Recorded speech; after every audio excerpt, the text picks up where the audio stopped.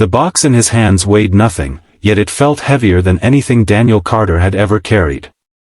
A stapler. A photo of his daughter. A chipped coffee mug. 12 years of his life reduced to a cardboard container, while behind him, a man who had never once learned his last name screamed the words that would soon shake an entire company to its foundation. Nobody in that office building had any idea who they were really looking at. If this story moves you, if you believe people deserve second chances, and that kindness always finds its way back, hit like, drop a comment, share this with someone who needs it, and subscribe to Kindness Corner. We tell stories that remind us what really matters. Now, let's continue.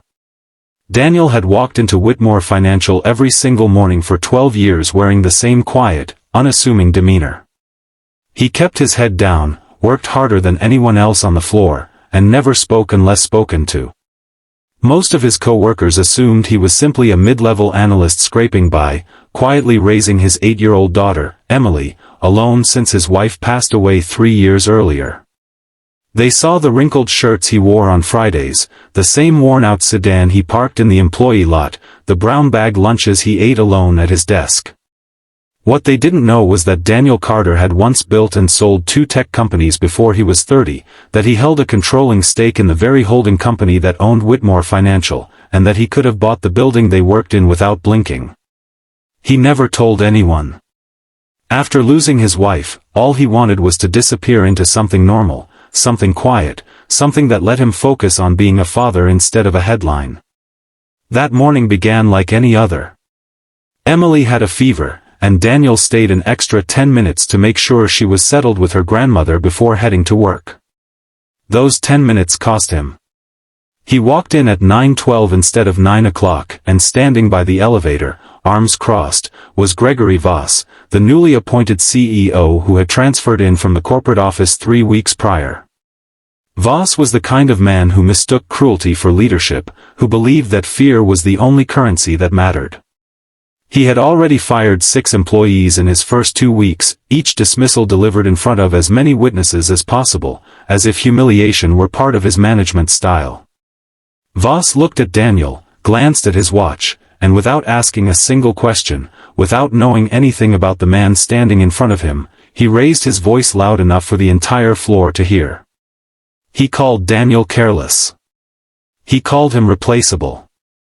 He said the company didn't need people who couldn't be bothered to show up on time, people who probably weren't even trying anymore.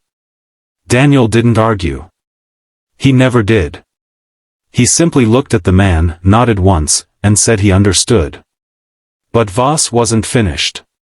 He wanted a spectacle. He shouted for security, demanded Daniel's badge on the spot, and turned to the gathering crowd of employees peeking out from their cubicles and said the words that would haunt him by the end of the day, "Let this be an example. Nobody is safe if you don't respect this company." Daniel packed his box in silence while 30 coworkers watched, some looking away out of pity, others just relieved it wasn't them. Emily's drawing of a sunflower, taped inside his desk drawer for years, went in first.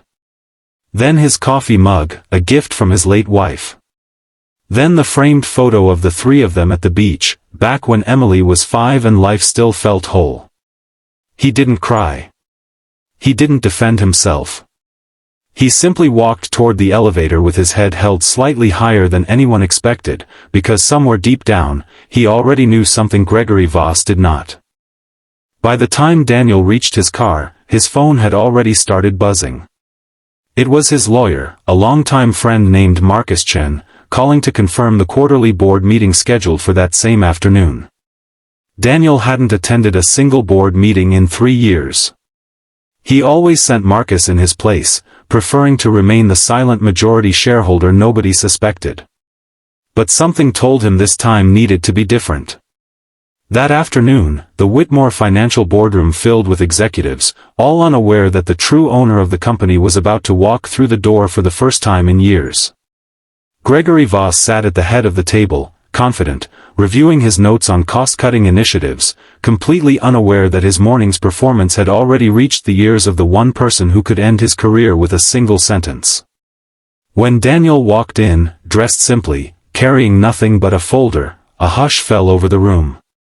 Marcus stood and introduced him not as an employee, not as an analyst, but as Daniel Carter, majority shareholder and founder of the holding trust that owned 84% of the company.